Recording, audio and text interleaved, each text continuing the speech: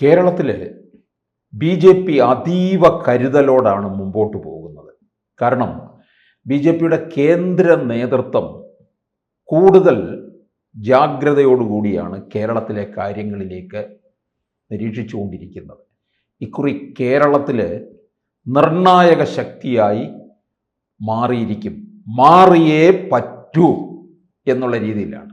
അതിന് ആക്കം കൂട്ടുന്നത് തിരുവനന്തപുരം കോർപ്പറേഷൻ പിടിച്ചു, അതുപോലെ പല വാർഡുകൾ, മുനിസിപ്പാലിറ്റി, പഞ്ചായത്തുകൾ, ഇതിലൊക്കെ ഉണ്ടാക്കിയിട്ടുള്ള നേട്ടമാണ്, അനുകൂലമായിട്ടുള്ള സാഹചര്യമാണ് ബി ജെ പിക്ക് കേരളത്തിൽ നിന്ന് ഉണ്ടാകുന്നത്. പ്രധാനമന്ത്രി നരേന്ദ്രമോദി ബംഗാളിൽ വരെ പോയി പറയുന്നു, കേരളത്തിൽ തിരുവനന്തപുരത്ത് ബി ജെ പി കോർപ്പറേഷൻ പിടിച്ചു എന്ന അഭിമാനത്തോടു കൂടി പറയുകയാണ്.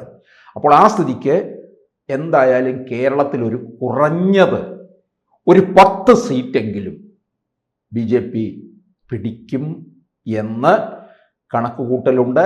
നിരീക്ഷകർ പറയുന്നത് 2 പറയുന്നു, 5 പറയുന്നുണ്ട്, 15 പറയുന്നുണ്ട്. ഇങ്ങനെ പല തട്ടിൽ നിൽക്കുകയാണ്. അല്ല, തിരുവനന്തപുരം കോർപ്പറേഷനും ആരും പറഞ്ഞില്ല.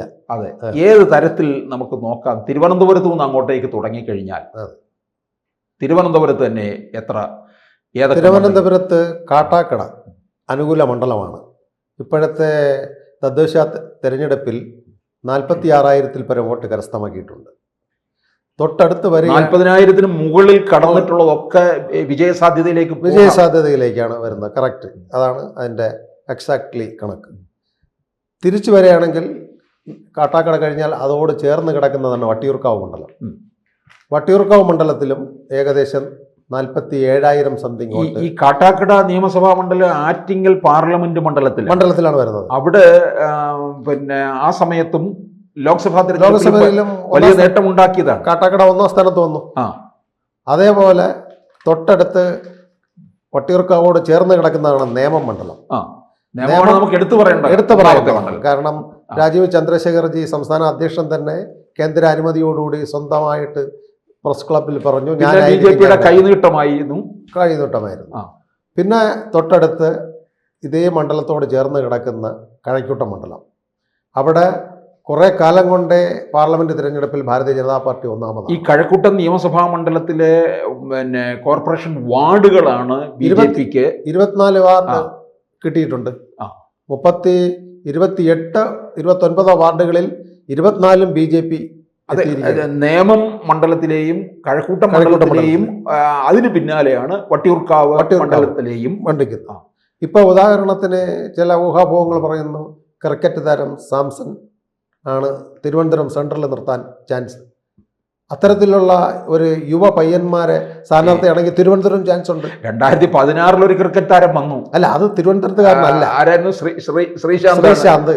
അത് തിരുവനന്തപുരത്തിന്റെ ഒരു പ്രത്യേകത, തിരുവനന്തപുരം നിവാസികൾ ആയിരിക്കണമെന്ന് വോട്ടർക്ക് ഒരു നിർബന്ധമുണ്ട്.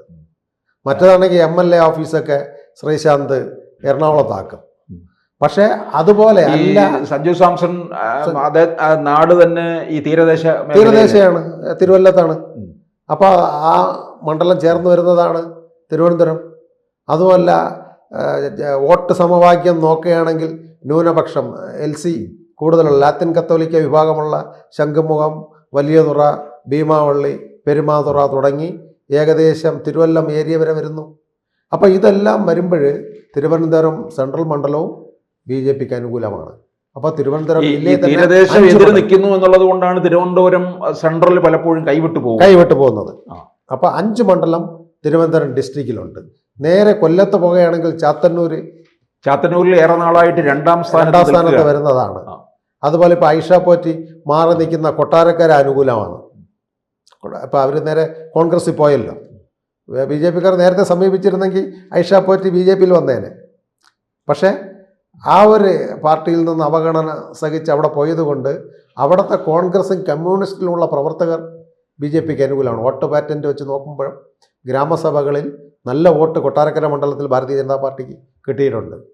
നേരെ നമ്മൾ പത്തനംതിട്ട ഡിസ്ട്രിക്റ്റ് പോവുകയാണെങ്കിൽ കോന്നി, സുരേന്ദ്രൻ നല്ല വോട്ട് പിടിച്ച സ്ഥലമാണ് കോന്നി.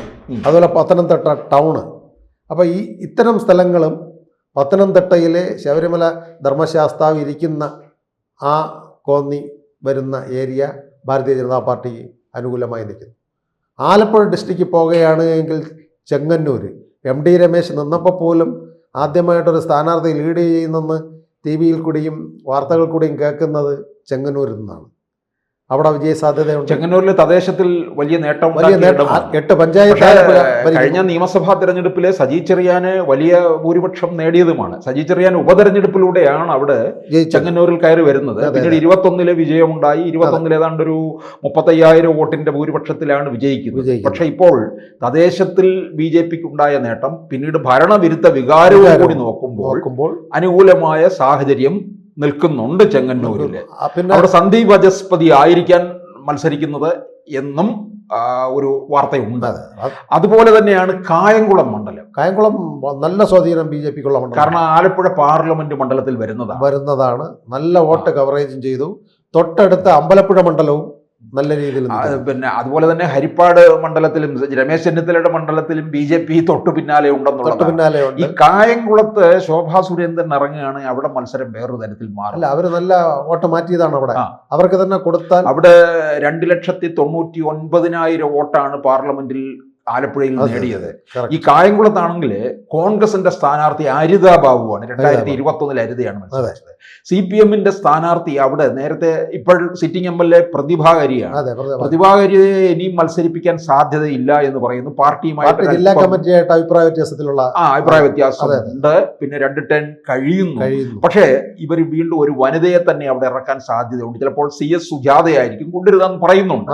അങ്ങനെയാണെന്നുണ്ടെങ്കിൽ കേരളത്തിലെ ഈ വനിതകൾ ഏറ്റുമുട്ടുന്ന ശക്തമായ ത്രികോണ മത്സരം നടക്കാൻ പോകുന്ന ഒരു മണ്ഡലമായിരിക്കും കായംകുളം.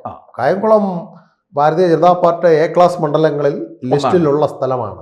പ്രത്യേകിച്ച് ശോഭാ സുരേന്ദ്രൻ മത്സരിച്ച ഇടമെന്നുള്ള രീതിയിൽ ആലപ്പുഴ പാർലമെന്റ് മണ്ഡലത്തിൽ. അതേപോലെ തന്നെ ആലപ്പുഴ ഡിസ്ട്രിക്റ്റിലെ അരൂര് നല്ല മണ്ഡലമാണ്. അതെ. അരൂര് BJPക്ക് നല്ല സ്വാധീനമുണ്ട്. ഇപ്പോൾ ഗ്രാമപഞ്ചായത്ത് ഭരിക്കുന്ന സ്ഥലമുണ്ട്. ആലപ്പുഴ ഡിസ്ട്രിക്റ്റിൽ തന്നെ 8 പഞ്ചായത്ത് BJP ഭരിക്കുകയാണ്. അത് UDF LDF മുന്നണിയല്ല.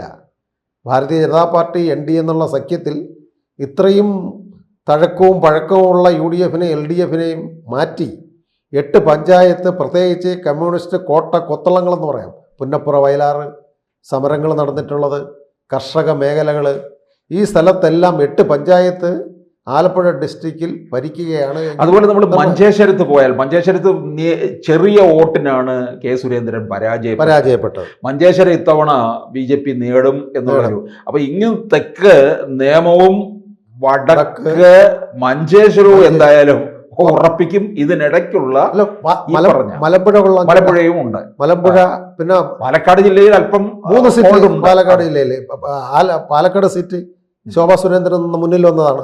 2016 ശോഭാ സുരേന്ദ്രൻ അവിടെ മത്സരിക്കും. പാലക്കാട് ഡിസ്ട്രിക്റ്റിൽ 3 സീറ്റ് ഉറപ്പിക്കാം.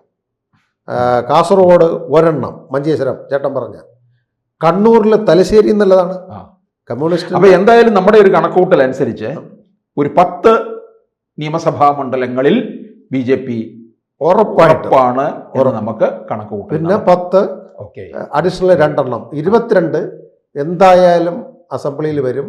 ഭാരതീയ ജനതാ പാർട്ടിയുടെ നേതൃത്വത്തിൽ ഒരു ഗവൺമെൻറ് വരണമെന്നാണ് ബഹുമാനപ്പെട്ട പ്രധാനമന്ത്രിയുടെ ആ ഒരു മോഹവും. അതിനൊരു ഇതാണ് അദ്ദേഹം മാൾഡയിൽ പ്രസംഗിച്ചപ്പോൾ തിരുവനന്തപുരം കോർപ്പറേഷനെ എടുത്തു പറഞ്ഞത്. കൂടുതൽ വാർത്തകളും വിശേഷങ്ങളും നിങ്ങളിലേക്ക് എത്താൻ ABC മലയാളം സബ്സ്ക്രൈബ് ചെയ്യുക, ബെൽ ബട്ടണും അമർത്തുക.